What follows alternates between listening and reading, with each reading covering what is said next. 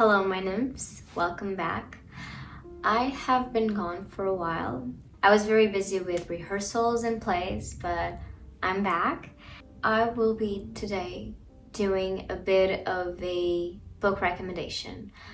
These books do not fall in any specific category. These are just books that are my favorites, and they have devoured my soul and penetrated, my entire body. So now they are a part of me too. It's like when you, after finishing a book or a film, you will say, oh, this is my new personality now. And I think it's that, but poetically speaking, I think these are very special books to me, and I think you will enjoy them too. The first one is House of Incest by Anaïs Nin. This is not erotica like you're familiar with Anaïs Nin. This is a surrealistic piece, and although it has the name incest in it, it's not about the incest that we know of. So this feels like a dream. And in here, Anaïs Nin describes incest as this philosophical concept of loving someone or loving in someone what belongs to you. And I can only think about that couple that did a lot of cosmetic procedures so that they could resemble each other.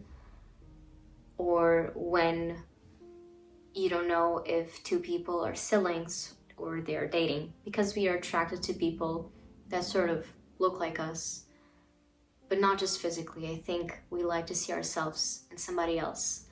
And that, for Anaïs, is incestuous. She did have an incestuous relationship with her father, so maybe she was drawn to that, and maybe she wrote the book as a sort of way to process everything that was going on in her life, a way to romanticize everything. This story is not linear. It's difficult for me to describe what this is about. It feels like a dream. It's very oniric. Is that the word in English? Oniric. But it's very short, and it feels like this vomit. One of my favorite things about books is when they feel like they're vomits, meaning that it feels like the writer wrote the book in one sitting. And if you read the book in one sitting, it's very satisfying too. Another book like this is Água Viva by Clarice Lispector. It kind of does the same thing. And there's one by Thomas Bernard. I haven't read that one. It's called Náufrago. I'll put the title in here in English because I'm not sure what it is. This also feels like that. I'm going to read the first paragraph. It's in Portuguese. I will try to translate. In the morning, when I woke up to start writing this book, I coughed. Something was coming out of my throat, strangling me. I ripped the cord that contained it and took it off. I went back to bed and said, I just spit my heart. It's exactly what this book is. She wrote her diary, but I think this was a different way to describe what was happening in her life. It feels very different from everything that she's written, so I think that you should check it out because of that. It's very unforgettable and striking and beautiful. Second book is Beasts of No Nation by Ozudinma Avila. I'm butchering the name, but it's a Nigerian author, and it's about war through the perspective of this child, like a 12-year-old boy. I think 10. So the striking thing about the book, what was most disturbing for me when I read this, was how it's narrated. So the narrator is this child, but the language that he uses is also very childlike, so makes everything worse. Like, he won't say, oh, this is bigger. He will say, this is more big, which I don't think it's that correct in English. This is also in Portuguese. These editions that I really like, they're called Antígona.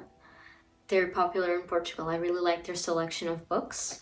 So the story begins with his village being massacred And he meets these soldiers and they befriend him, the general. He spares his life in condition that he helps them with the war. And you understand truly why he did that, because he cannot be much of a help. He's a boy, he's not a soldier. But this general has something perverse inside of him and he uses the boy for that. I don't want to spoil, but I think it's quite obvious what it is. I cried a lot reading this. And again, I don't cry easily while I'm reading. When I'm watching a film, yeah, I cry. I'm a crybaby. But with this, I was very surprised, and this book kept me haunted. The language is simple and yet very powerful. It goes through your heart very quickly, and it's a beautiful story. Now this one. Actually, I have something important to say, and I think I'll get stoned by saying this, which is I'm not a big fan of poetry. I don't hate poetry. Worse, I feel nothing towards it. It's like this genre of literature that passes by me and does nothing to me. It's like this ghost. And so for me, finding poetry that I love is very special. This is a poetry book by Natália Correia, a Portuguese author. This is my favorite poet of all time. And this specific book is very interesting because it was censored through the dictatorship here in Portugal. And this magazine, newspaper, they decided to reprint some of the books that were censored, and the books were only written by women. So very interesting. You cannot find these in a local bookstore in here, I think. Like, it's an old book, but it's from like 2022, 2021. I could read something from here, but I will butcher because it's in Portuguese. It's difficult to translate. I think that you should check Natália Correia. It's difficult to get this in translated, the specific book, but I think that you can find her book translated in English for sure. And there's a specific poem which is called Autogens. Autogens, it kind of means giving birth to yourself, and it's just a poem about that. Again, it feels like this vomit, very visceral and real. There's a lot of erotica poems in here, poems about love, sex. There's a poem where she uses the elements. Rebish. Rebish is, I wrote things in there. Rebish is like the elements of men and the elements of the woman coming together. And in alchemy, it means something. I need to check again what it is. But I think that Rebish also reminds me of, maybe it's not biblical, but there's this creature of man and woman that kind of fuse together. And I remember learning that in class in high school. And it's kind of like what Rebish is. So it's like this monster, like a soulmate, like sort of thing. There's another poem in here called As Silvas da Mandala, and it's sort of like this play, which I would love to see it, an adaptation of it. I would like to do a play about it, actually, if that's possible. It's very political too. It was censored for being erotic and political. It's now my favorite poetry book of all time. Then we have The Lover by Marie Duras. I actually read this twice. I read this a few years ago and I hated it completely. I read this in Portuguese. I didn't like this at the time because of the translation. I don't remember who translated it, but they couldn't grasp Marguerite Duras' voice. Not at all. That's very difficult too, because Marguerite Duras is very hermetic in her writing, not linear, abstract, so it's difficult to capture. But now I read this for a class again, and like, it's my favorite. Like, it's so beautiful. I could not put this down. I read this in like a day or two, which for me, like, I'm a very slow reader, so maybe that's not impressive for a lot of you, but it's certainly really good for me. And yeah, if you don't know, the story is about Marguerite Duras' childhood in Indochina, where she met this older Chinese man and they started having an affair. They were lovers, and their relationship is teared apart for racial differences and class differences. So Marguerite Duras, she's white, but she's poor. And he's Asian, but he's rich.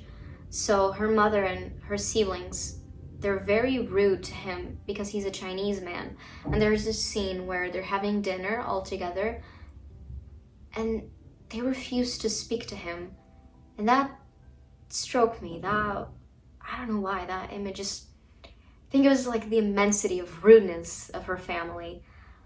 But it was so awkward. And yeah, I was very captured by those dynamics. I saw the film and I didn't really like it. I liked it.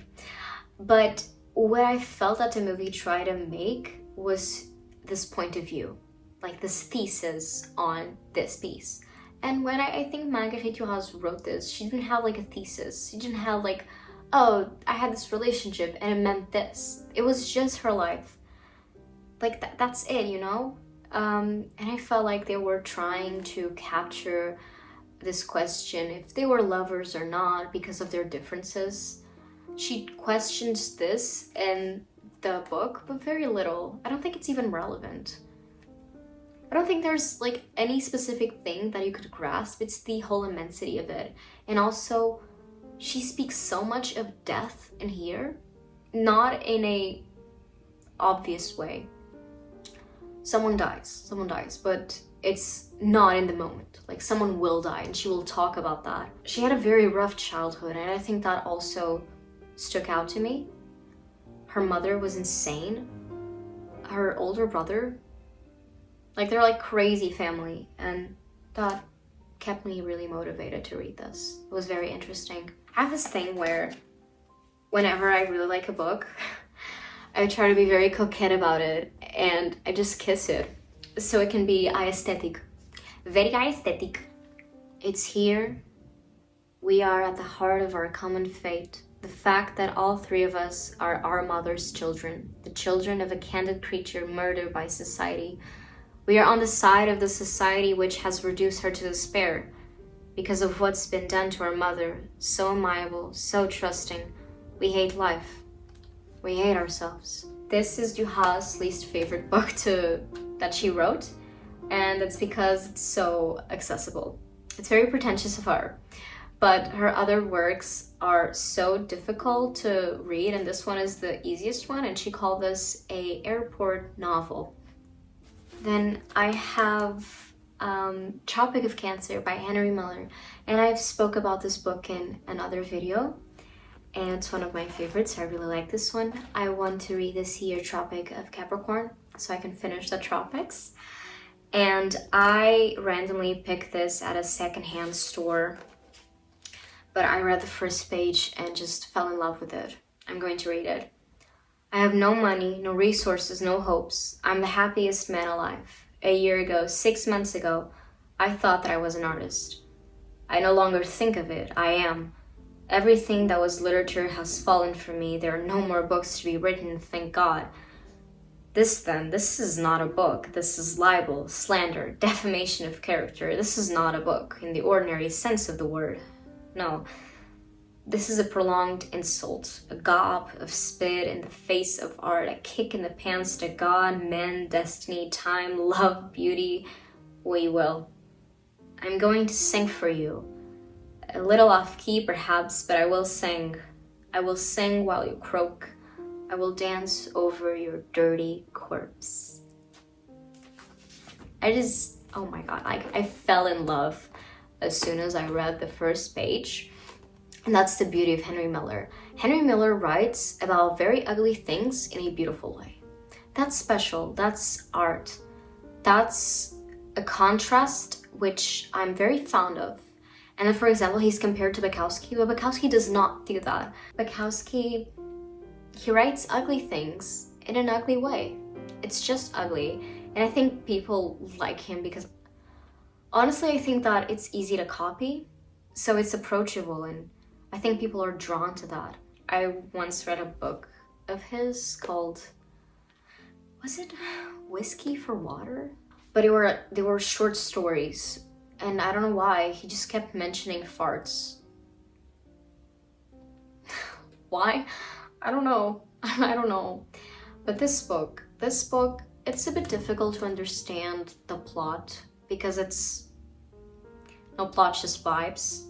That's why it's very difficult to get through. It took me months to finish this, and someone on another video commented that they were having trouble finishing this and getting through this. Same for me. It's worthy because of the style of Henry Miller's writing, but only that. For sure, it's not the most eloquent, beautiful story that you will read. But there's this part, another spit, another vomit. You see, there's a common theme in here, me and vomiting words. It's about being a human. I'm going to read this. Once I thought that to be human was the highest aim a man could have, but I see now that it was meant to destroy me. Today, I am proud to say that I'm inhuman, that I belong not to men and governments, that I have nothing to do with creeds and principles. I have nothing to do with the creaking machinery of humanity. I belong to the earth. I say that lying on my pillow, and I can feel the horns sprouting through my temples. I can see about me all those cracked foreheads of mine dancing around the bed, consoling me, egging me on, lashing me with their serpent tongues, grinding and leering me with their sculling skulls. I'm inhuman. I love this. I love everything that he writes. God damn it, Miller. This was the last book I read, actually. It was in March. It took me a while to finish, even though it's short. Not because I was not enjoying this, but because I was just very busy and had no time to read. But Elena Ferrante, my first and only Elena Ferrante, I get now why everyone is obsessed with her. It's the pinnacle of female experience. This is about a woman, Olga. Her husband decides to leave her for a much younger woman, and she has to do now with her loneliness, this abandonment. She has 2 kids and a dog with this man, a dog named Otto. And she has to deal with herself now and what this means for her. I've never gone through this. Obviously, I'm not 40, I'm not married. And I cannot be close to this. However, I think that because we're so conditioned to fear abandonment as women, anyone can understand this book deeply, because the fear is there, the fear of abandonment, because we'll be left unloved and with nothing, and nothing scares me more than that, to be unloved and to be alone. I have not gone through this, but this is my worst fear, and she writes this so well. There's this part, I cannot find the quote now, but she's talking about children, and because she and her husband had children, she will never be actually separated from him, because they share this thing, not just outside of her and their kids, but also inside of her, because he has put something of his inside of her so that they can create something. That thing of his will be forever in her, so he will never truly leave her. And she starts to see something of his in her children, and that will make her never separated of his. That's awful, but yet very beautiful. I always think that having kids is this melting of qualities. It's the greatest test for love, I think, having children.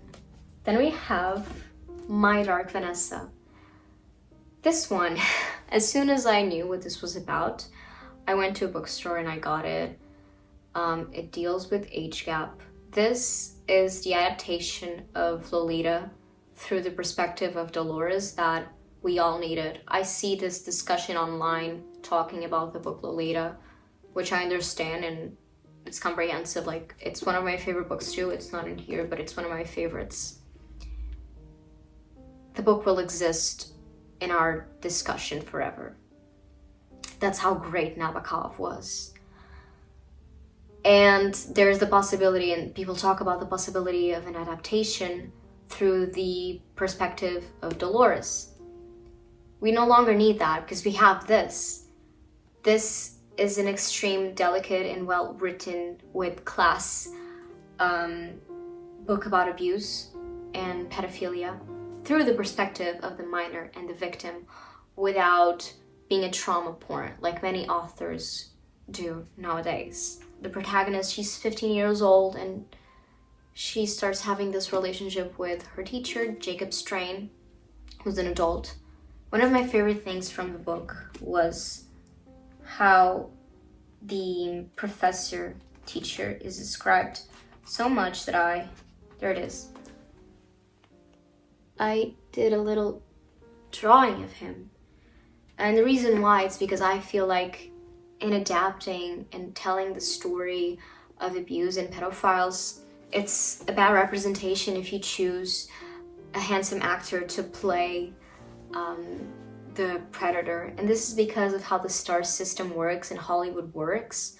I don't think that, especially in Hollywood, we can really truly separate the actor from the character, so much that a lot of the times we watch films because of the actors. So having a handsome actor playing such a disgusting person, I think not only takes the heaviness of the situation, but it also tries to say that perhaps the victim fell in love with the predator because they were attractive man.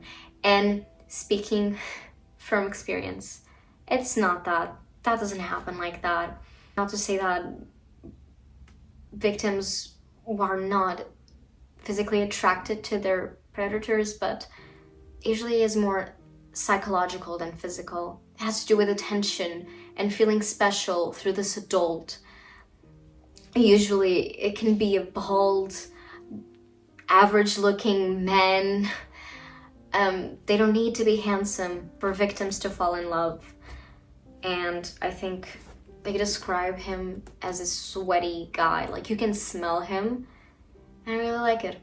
I really like that in the book. I read this super quickly, and for me it's incredible because it takes so long to read.